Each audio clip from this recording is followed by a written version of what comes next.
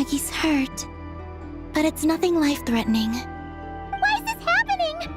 Are they supposed to be a couple? Is this what people call a domestic dispute? Where'd you even learn that phrase? Anyway, we gotta stop that guy. You saw it all just now, right? Ungi's the exact same color as Eggy. The only difference is, he's huge. Do you think he ate a few too many Eggies or something? Wait for me to grow as big as him. Then I'll tell you, Paimon. Ugh. Oh, fine. So, what do we do now? Should we fall back and wait for another chance now that Ungi's back? Yes. The Archeoloon storm is closing in on Ungian's circle, and there are many little creatures living there. All right. But be careful. I need time to treat Maggie. Just keep Ungi busy until I get there. There are some small schools of Kuhengi living in the Lunar Sea. I'll ask them to help you out. Okay, leave it to us. I'll help too.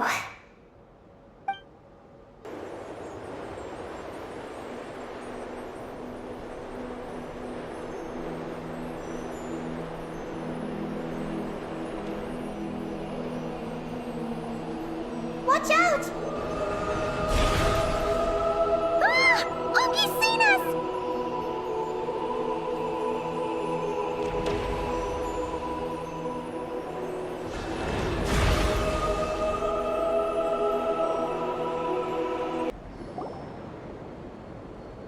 We finally got our hands on the fount! That's mission accomplished, right? I sense there's information I need in here. So, you don't just absorb data from terminals? Because this looks like it formed naturally. No, it's artificial. I can feel it. Oh. Be careful then.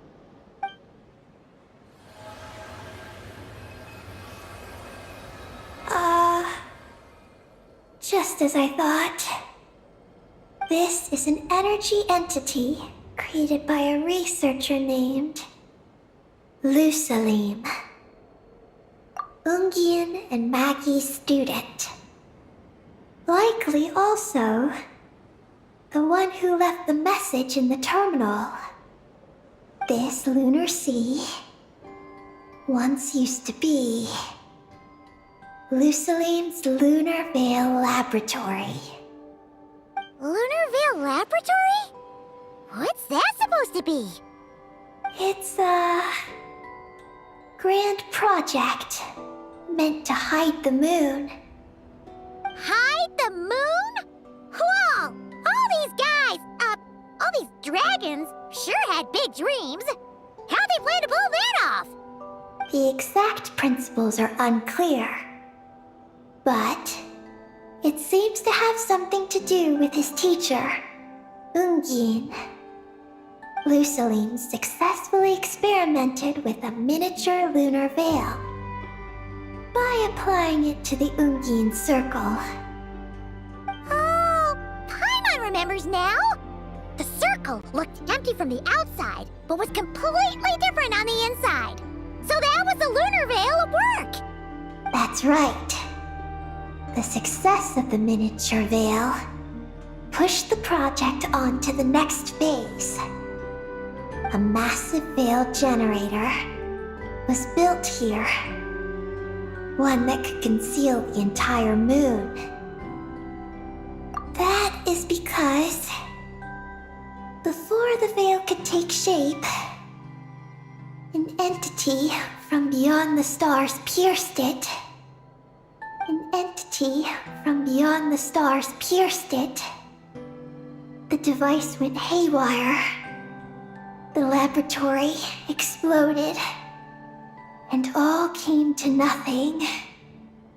Only deep underground might some traces still remain. Wait, a being from beyond the stars? Could it be No one anticipated the entity's arrival, but it changed everything. Lusalim had designed the Lunar Veil as a crucial part of Project Moongazer, but it had to be suspended. So, what exactly is Project Moongazer? Look out! Oh no! Ungi's below us! Quick, get out of the way!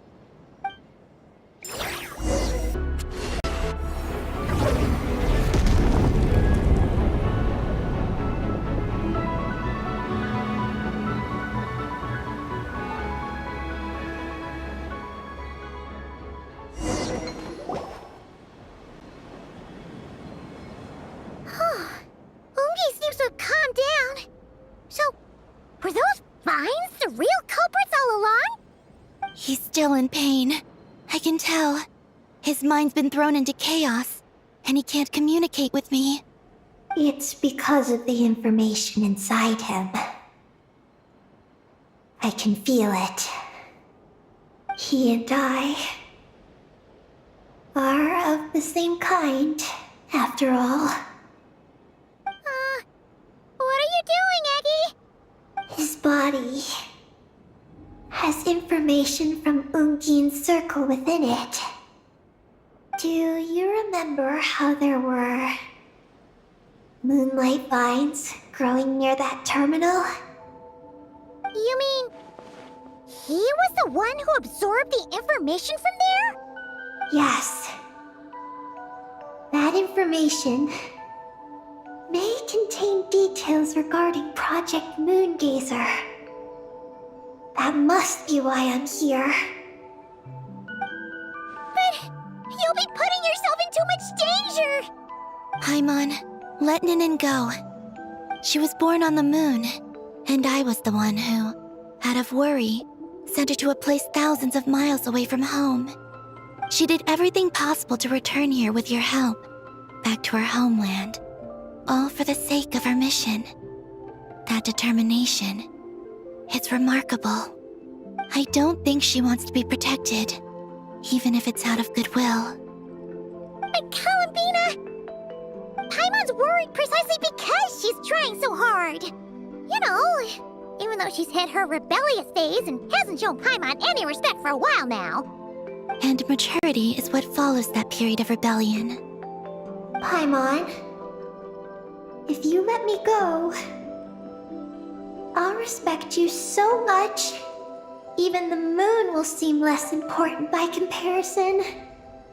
But this guy's huge! What if it swallows you? If that happens, then that must also be part of my mission.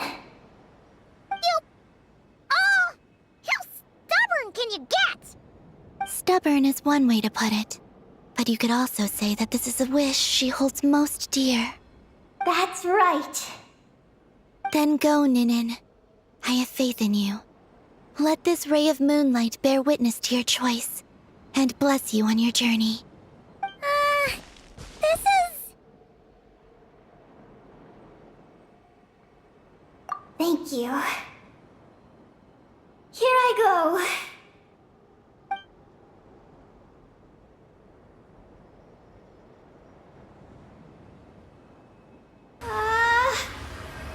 Come on, Eggy! You'll get through your rebellious phase! Paimon knows it! I can do this.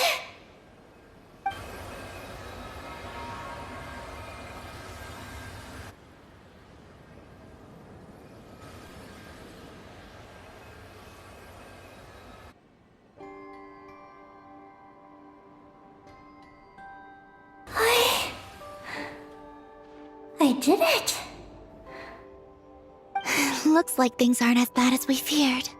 And thank goodness for that! Thank you. I've obtained some critical information. I know what transpired at Ungin's ring and the space lifeform capture station. All right. What happened? I'm curious too. It all comes back to that mysterious signal from deep space. It finally appeared again. Many, many years after the Dragon Pioneer's passing. But, even so, the Moongazer Tower he designed, the Eye of Ibn Bellum, captured the coordinates of that second signal. Wait, he finally did it? Awesome! So, where did the signal come from? From the depths of space. Far, far away from the moon. So far away that the spaceship could barely reach it. And even then, it would lack sufficient energy to return. But Ungien, the life scientist, chose to pilot a spaceship named Moongazer and set out for those coordinates nonetheless. Wait, did he go cuckoo or something? Or was he not planning to come back? Perhaps it was enough for him that he'd be able to decipher the signal. And at that distance, he might have been able to transmit his discovery back. So, what happened?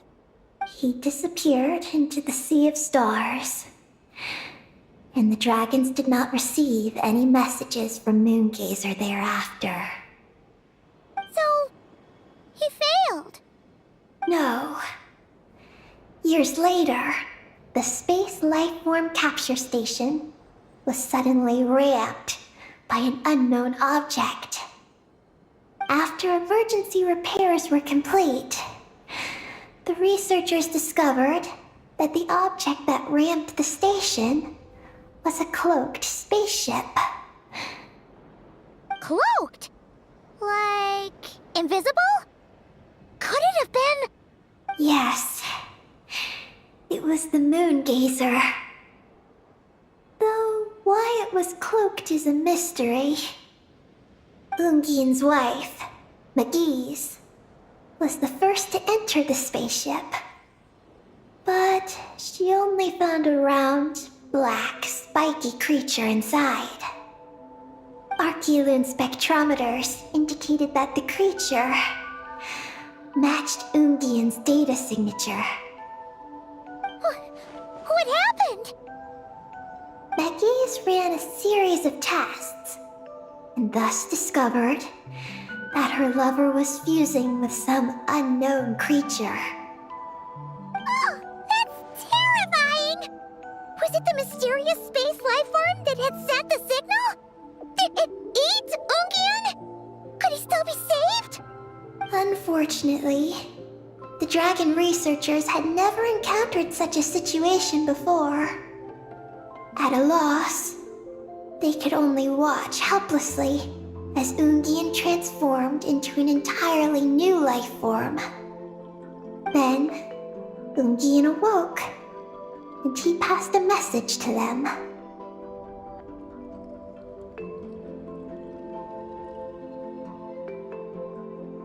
There is no information about this. Ah, seriously? There's still some missing intel? Hearing all this, Ungien had it super rough. He tried to capture an alien, but ended up getting caught himself. That's not the case. The ship's logs show that the creature emitting the signal didn't attack Ungien. Instead, he was the one who chose to fuse with it. In this way, the creature was able to overcome the language barrier and pass a message to the dragons. What a surprising turn of events. It seems that message may be the key to understanding Project Moongazer. I'm getting more curious about what it is by the moment. So, was Ungien still alive after all that?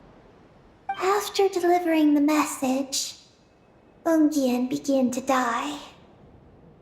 But Magi's, being an expert in life sciences herself, used an experimental technique on him. One that could convert a life form into one composed of pure, ancient moon energy. Oh! That sounds a lot like the dragon's phlogistonization! So, did she succeed? To an extent.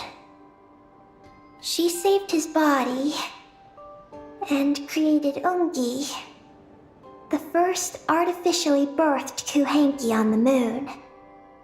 But Ungian's consciousness was completely lost during this process.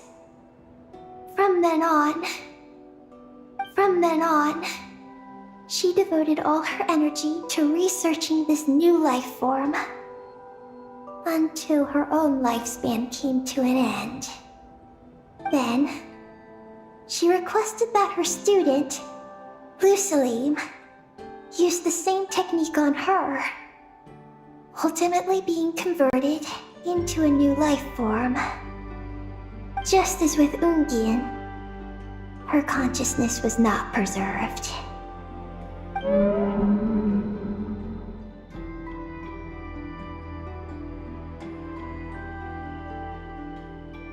So this is your story. If that's the case, I think that Lusalim may have been the one to inherit the message that the creature from space transmitted to the dragons. Did he also establish a research facility somewhere? That's most likely where we'll find the key to Project Moongazer. Oh? Did you discover something?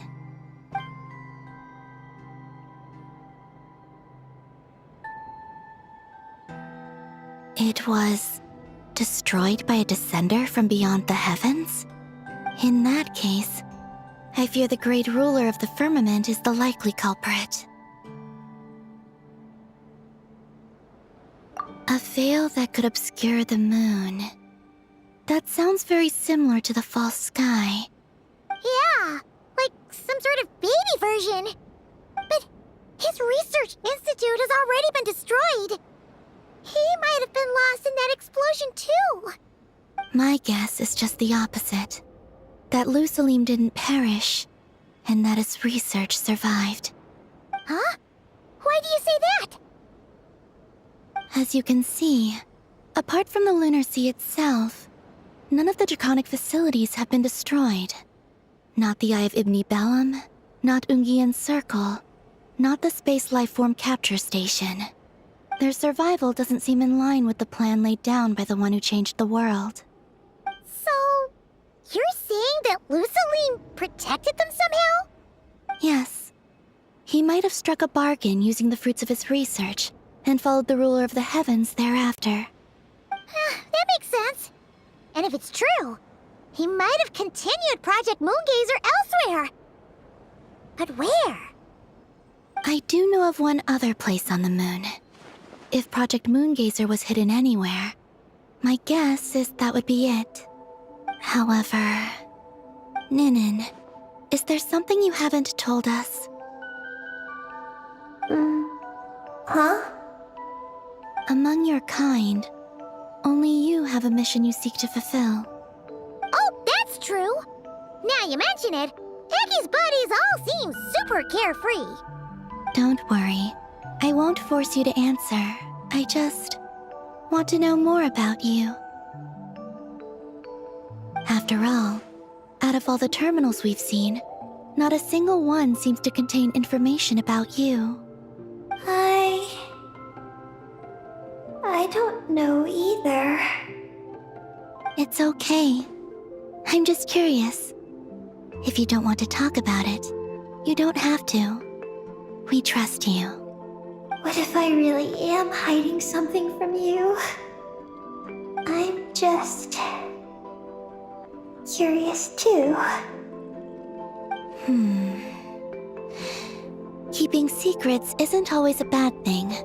I learned that from a friend. But if I do get angry, I might take the hat I gave you back. And Paimon will throw the snack she was saving for you into the Lunar Sea. I understand. I promise I won't hide anything from you. Then I'll take your word for it, Ninin. Now, please follow me. There's a base on the far side of the moon.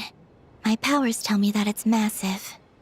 I originally planned to save it for last, because cleaning it up would probably be exhausting.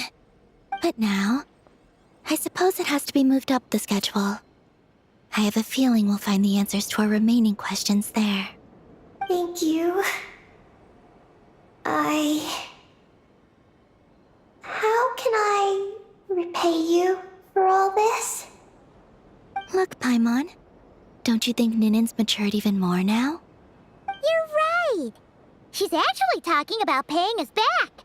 But we're friends, so there's no need for all that. Yes, he taught me that lesson actually.